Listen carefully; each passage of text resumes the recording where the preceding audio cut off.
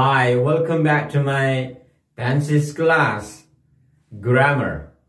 Kita belajar grammar, di mana tenses ini lebih identik dengan grammar ya. Walaupun sebenarnya tenses tidak melulu grammar atau grammar tidak selalu tenses. Tapi sebenarnya belajar grammar tanpa belajar tenses itu nonsense. Baik, ada dua kubu ya yang ekstrim memandang tentang grammar. Pertama, yang mengidentikan grammar itu dengan bahasa Inggris.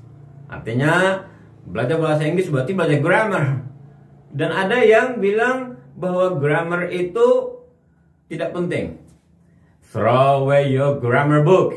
Stop studying grammar. Wah.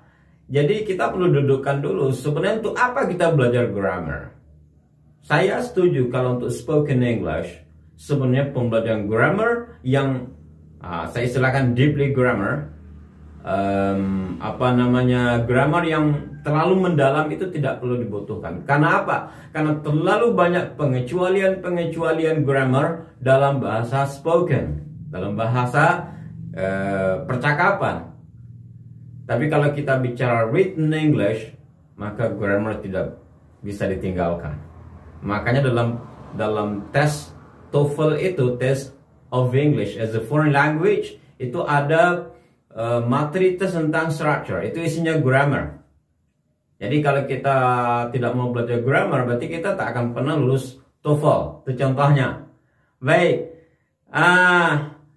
kita lanjutkan, ini hari kedua ya pembelajaran tenses kita. Kemarin kita sudah belajar nama-nama tenses. Sekarang biar lebih asyik ya, nama tenses itu bagaimana mengingat nama tenses. Masih ingat nomor-nomor 1 sampai 16? Kita ingat posisinya. Nomor-nomor yang kita bikin kemarin itu, paling atasnya itu ada 1, kemudian ada 5, kemudian ada 9, dan ada 13. 1, 5, 9, 13. Kalau 1 itu present, kalau 5 itu past, kalau 9 itu future, kalau 13 itu adalah past future. Sekarang nomor berapapun yang disebut, kita kembalikan ke nomor yang paling atas itu. Kalau yang disebut nomor 7, di atas 7 ada 5. 5, 6, 7, berarti barisan ketiga pada kolom past itu adalah perfect. Karena yang pertama kan simple, yang kedua continuous, yang ketiga perfect. Nah itu yang perlu kita ingat. Berarti kalau nomor 7 past perfect. Bagaimana dengan nomor 12? Oh, 12 itu paling atasnya mana? Paling atasnya berarti 9. 9, 10, 11, 12, berarti urutan keempat. Paling bawah dia. Paling bawah itu kan kemarin perfect continuous. Berarti 12 itu adalah 9 future perfect continuous. Gampang. Jadi kalau kita ditanya nomor berapapun, 1 sampai 16 itu kembalikan ke nomor di atasnya, maka kita bisa menghafal nomor-nomor itu hanya dengan membayangkan saja.